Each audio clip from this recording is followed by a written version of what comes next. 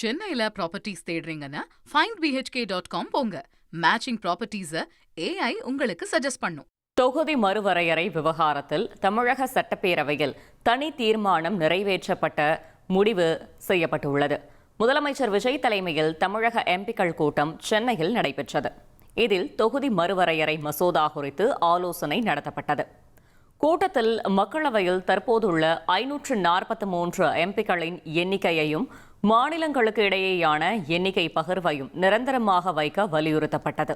மேலும் இதற்கு தேவையான உரிய சட்ட திருத்தங்களை நாடாளுமன்றத்தில் கொண்டுவர வேண்டும் என எம்பிக்கள் வலியுறுத்தினார்கள்.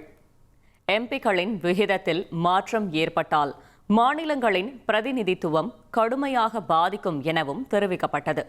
தொடர்ந்து தமிழ்நாடு மற்றும் தென்னிந்திய மாநிலங்களின் உரிமையை நிரந்தரமாக பாதுகாத்திட தமிழக சட்டப்பேரவையில் அரசினர் தனி தீர்மானம் நிறைவேற்றிட ஒருமனதாக முடிவு செய்யப்பட்டது.